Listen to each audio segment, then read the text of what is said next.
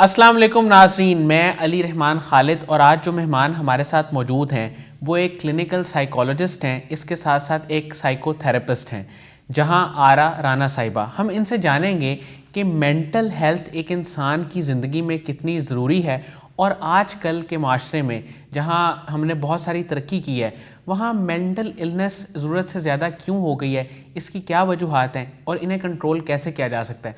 बहुत बहुत शुक्रिया जहाँ आरा साहिबा आपकी तशरीफ़ आवरी का। मैम मुझे ये बताइएगा कि मेंटल हेल्थ कितनी अहम है। बुलाने का बहुत शुक्रिया और इस अहम मौजू पे बात करने का मौका देने का भी बहुत शुक्रिया। एक्चुअली ज़हनी बीमारियां जो हैं बेसिकली इनसे ज़्यादा ज़रूरी मुझे तो कुछ नहीं लगता, क्योंकि ज़हनी बीमारी एक ऐसी बीमारी है जो कि लीड करती है टूवर्ड्स एवरी इलनेस। ज़हनी तौर पे अगर आप बीमार हैं तो फिर जो जिस्मानी बीमारियां हैं वो बहुत जल्दी से हमलावर होती हैं, और बहुत सारी ऐसी जिस्मानी बीमारियां भी हैं, मेडिकल इलनेस जैसे भी देखें तो वो सारी जो हैं वो just because of the stress, because of depression. जैसे डायबिटीज़ देख लें तो बहुत सारे केसेस के अंदर स्ट्रेस इंड्यूस्ड डायबिटीज़ होती है। हाइपरटेंशन देख लें तो हाइपरटेंशन के पीछे जो मेन कॉज होता है वो स्ट्रेस और डिप्रेशन होता है, ठीक है। ये एंग्जाइटी का लेवल बहुत हाई होता है, हाइपरटेंसिव जो पेशेंट्स होते हैं उनके अंदर। इस तरह हार्ट एक्स में देख लें, हार्ट इश्यूज़ में भी सेम ये होता है। सो मेंटल हेल्थ जो है वो तो बहुत ज़्यादा इंपॉर्टेंट है। जितनी मेंटल हेल्थ आपके लिए आप उस पर काम करेंगे और आपकी स्ट्रांग होगी, मेंटल हेल्थ अच्छी होगी, उतनी फिजिकल हेल्थ भी आपकी अच्छी होगी। मैम मुझे ये बताइएगा कि एक आम इंसान जिससे आप मिलते हैं, जिसको जानते हैं, हमें ये कैसे पता चले, क्या इंडिकेटर्स होते हैं कि वो मेंटली फिट है या मेंटली इल है, कैसे पता चले? अच्छा देखिए, this a very clear signs, क्योंकि आपको पता होता है आपकी जो एफिशिएंसीज हैं, आपका स्टाइल, आपका बातचीत, आपकी परफॉर्मेंस, आपकी अचीवमेंट्स जो होती हैं, उसके अलावा आपकी कुछ हमारे यहाँ पे जैसे कुछ एज होती है ना, एज के साथ हम देखते हैं कि अच्छा ये एज है तो इस ग्रेड में बच्चा होगा। जैसे 8 साल का बच्चा है तो वो 2-3 क्लास में होगा, 3-4 क्लास में होगा, ठीक है। 12-13 साल का बच्चा 8th-9th में होगा। तो ये ऐसी चीज़ें होती हैं कि अच्छा अगर कोई बंदा पीछे है, अपनी एज से ज़्यादा पीछे है, क्यों है। इसके अलावा बिहेवियर्स शो कर रहे होते हैं आपके, आपका जो है रिस्पॉन्स शो कर रहा होता है फैमिली की, इंटरेस्ट लाइफ का। जब मेरे पास बहुत सारे लोग आते हैं कंप्लेंट्स लेके कि जी ये इसके अंदर हमें कुछ प्रॉब्लम्स नज़र आ रही हैं, तो यही बेसिक चीज़ें होती हैं जो हमने उनका देखना होता है, जिसको हम लोग उनकी एक एग्जामिनेशन भी कहते हैं ना, एक फॉर्मल इनफॉर्मल सी एग्जामिनेशन होती है जिसके अंदर हमने देखना है अच्छा बातचीत क्या है, रिस्पॉन्स क्या है, बिहेवियर क्या है, अपने आप को ये कितना इम्पोर्टेंस देता है, ठीक है। और इसका जो है वो जो थॉट्स हैं या इनका जो रुझान जिसे हम कहें आम ज़बान में, वो सोसाइटी की तरफ या माशरे की तरफ या बाकी चीज़ों की तरफ कैसा है, कैसे देखता है, नेगेटिविटी कितनी है, पॉजिटिविटी कितनी है। तो बेसिक ये जो चीज़ें हैं जो कि हमें एक आम इंसान बनाती भी हैं या हमें एक मुख्तलिफ शायरी भी बनाती हैं, तो वो सारी चीज़ें हम देखते हैं कहीं ना कहीं पे लैग कर रहा होता है फिर वो। मैम क्या ऐसा मुमकिन है कि कोई शख्स वो प्रोफेशनली बहुत ज़्यादा कामयाब हो, उसकी अचीवमेंट्स की लाइन लगी हो, लेकिन वो मेंटली स्टेबल ना हो? हाँ बिल्कुल, देखिए बहुत सारे ऐसे डिसऑर्डर्स हैं जो कि हैं ही अचीवर्स के डिसऑर्डर्स हम उनको कहते हैं। बहुत सारी ऐसी बीमारियां जो अचीवर्स की होती हैं, बहुत जीनियस जो होते हैं वो सफ़र करते हैं। देखिए नॉर्मल और एबनॉर्मल्स जो हैं उसके अंदर सिर्फ डिग्री का फ़र्क होता है ना। जो चीज़ नॉर्मल से डेविएट करती है ना वो फिर एबनॉर्मलिटी में चली जाती है। जैसे वर्कहॉलिक लोग होते हैं, काम काम काम हर वक्त, कोई उनकी लाइफ के अंदर ब्रेक नहीं होता, ठीक है, रेस्ट नहीं होता। इससे शॉपहॉलिक लोग होते हैं, जैसे शॉपिंग है तो बहुत ज़्यादा, तो वो भी एक नॉर्मल उसमें नहीं हम लेके आते हैं, ठीक है। तो इस तरह बहुत सारा जो जीनियस जो होते हैं वो ज़्यादा सफ़र क्यों करते हैं, क्योंकि उनकी जो कैपेसिटी है काम करने की, अचीव करने की, at time society, at time right platform नहीं मिलता उनको, एट टाइम उनको वो एक आइडियल इन्वायरमेंट नहीं मिलता, तो वो फिर सफ़र करते हैं डेफिनेटली। मैम कई दफ़ा ऐसा होता है कि इंसान कुछ करना चाहता है बहुत स्ट्रांगली, लेकिन वो काम वो नहीं कर पाता किसी भी वजह से।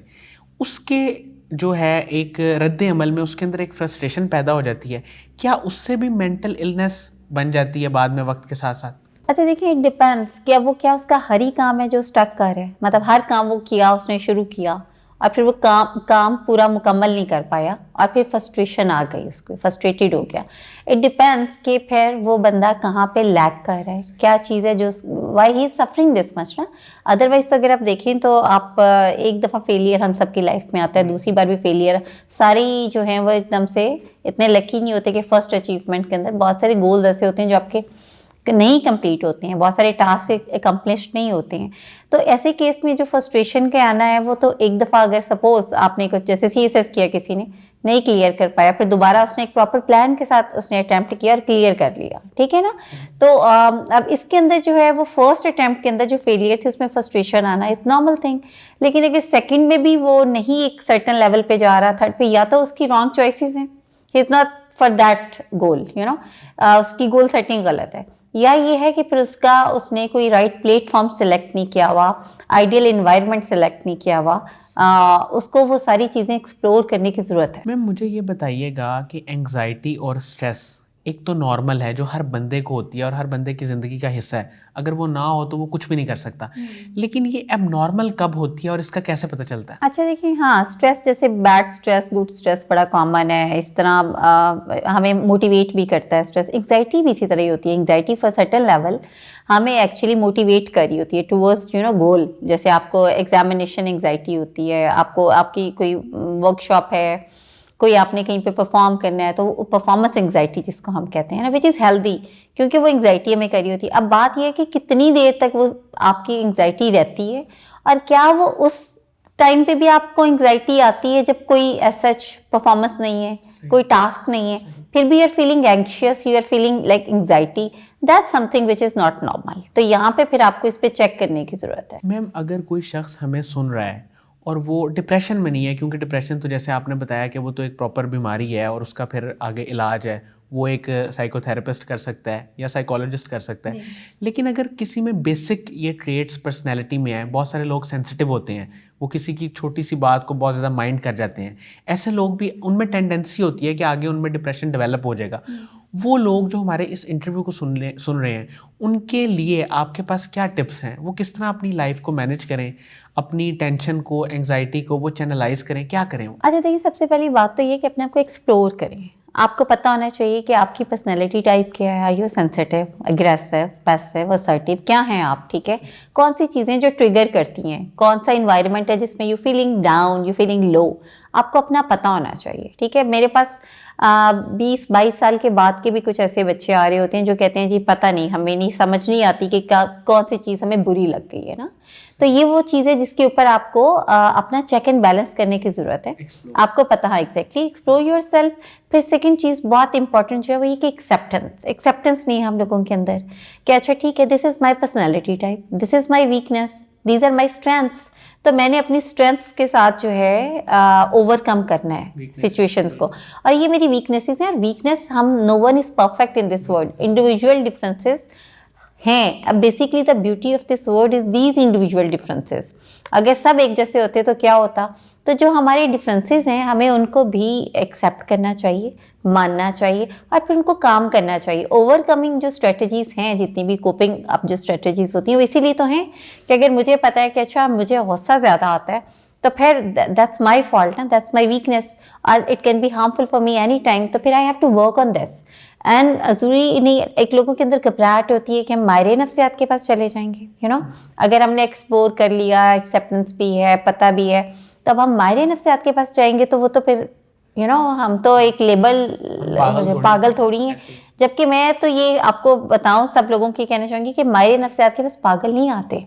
पागल तो पागल खाने में जमा होते हैं, माहिर नफ्सियात के पास नॉर्मल लोग आते हैं, जैसे हम वकील के पास जाते हैं, जैसे हम टीचर के पास जाते हैं for the guidance, you know. आपको एक प्रॉपर जो है चाहिए होती है गाइडेंस, और आपको एक राइट ट्रैक आपको चाहिए होता है, तो फिर थ्रू प्रोफेशनल हेल्प। बेसिक जो एंग्जाइटी और स्ट्रेस है अगर किसी को है तो इमीडिएट उसका रिस्पॉन्स क्या होना चाहिए?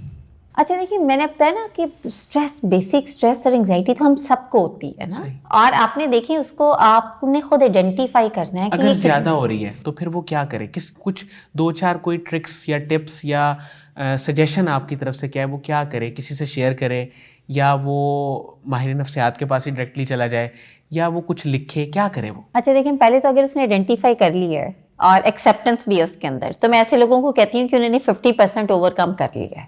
क्योंकि मेन जो हम लोगों के पास, हमने एक्सेप्टेंस ही तो दिलानी होती है, डिनाइल ब्रेक करना होता है।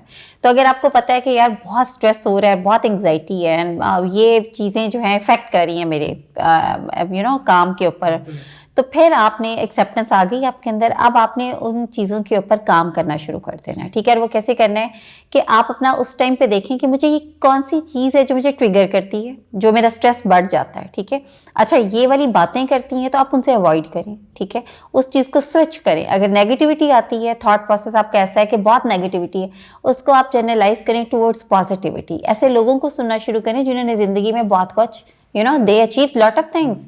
ऐसे बहुत सारे एग्जांपल्स देखना शुरू कर दें। थैंकफुल एटीट्यूड यहाँ पे बहुत हेल्पफुल है। मैं आपको बताऊँ, बहुत ज़्यादा जो एंग्जाइटी, डिप्रेशन, स्ट्रेस, अनथैंकफुल एटीट्यूड करने थे, ना शुक्रापन, हम शुक्रगुजारी तो करते नहीं हैं, हम उन चीज़ों को पकड़ते हैं जो हमारे पास नहीं होती हैं, और उन चीज़ों को हम भूल जाते हैं जो हाँ अल्लाह ताला ने हमें अता की होती हैं ना। तो अनथैंकफुल एटीट्यूड के ऊपर काम करना शुरू करते हैं। उसके अलावा लाइफस्टाइल जो का विच इज़ वेरी इंपॉर्टेंट। मैं बताऊँ, हम लोगों की कोई लाइफस्टाइल नहीं है। Lifestyle modification is very much important in every stage of your mental health. If you really want to develop your good mental health, काम करना चाहते हैं तो अपना लाइफस्टाइल पे काम करें। अपनी देखिए, आपको खुद पता है कि आपकी अनहेल्दी हैबिट्स कौन सी हैं, हेल्दी हैबिट्स कौन सी हैं, जिसमें फूड भी शामिल है, वॉक शामिल है, आपकी नींद कितनी नींद है। आप 3-4 घंटे सोने के बाद if you are like all the time on your cell phones, gadgets, movies या स्टडीज़ भी बहुत गैजेट डिपेंडेंट है, तो अगर आप 3-4 घंटे सोने के बाद ये कंप्लेन कर रहे हैं कि मुझे एक में एंक्शियस एटीट्यूड है, तो विच इज़ नॉर्मल। आप अपनी नींद 6 से 8 घंटे करें। आपका वाटर इनटेक कितना है, आपकी डाइट क्या है। If you are taking very much heavy diet और उसके बाद यू आर फीलिंग लेथार्जिक और उसके बाद आपसे काम नहीं होता, स्ट्रेस आता है, तो ये फिर आप चेंज योर फूड, डाइट को चेंज करें। इसके अलावा deep breathing is very much important. Sharing, जैसे भी आपने पूछा था, तो शेयरिंग तो ऐसी है कि इट्स अ बेस्ट हीलर, ठीक है। एक दो ऐसी चीज़ें होती हैं, जैसे ग्रीफ रिकवरी एक हमारा होता है टॉपिक, जिसमें हम कहते हैं आपने डेली 8 से 10 लोगों के साथ शेयर करना है अपनी बात को, ठीक है। उससे ये होता है कि जो उस चीज़ की इंटेंसिटी है उस बात की, वो कम होती है। यानी आपको लग रहा होता है कि इतना बड़ा ये क्या होगा, लेकिन जब आप लोगों से कहते हैं तो फिर वो पता चलता है, अच्छा यार ये भी कोई मामला है, ये तो मेरे साथ हो चुका है। देन यू फील लाइक अच्छा ये उसकी फिर इंटेंसिटी कम होती है। तो स्ट्रेस जो होता है, इसको हमेशा आइडेंटिफाई करें, एक्सेप्ट करें, लाइफस्टाइल पे काम करें, शेयरिंग करें और अपनी थॉट प्रोसेस पे काम करें। बहुत बहुत शुक्रिया जहां आरा राना साहिबा आपकी तशरीफ़ आवरी का। नाज़रीन, मुझे उम्मीद है कि इस इंटरव्यू में आपने बहुत सारी बातें सीखी होंगी। इंशाल्लाह दोबारा हाजिर होंगे एक नए इंटरव्यू के साथ। अल्लाह हाफ़िज़।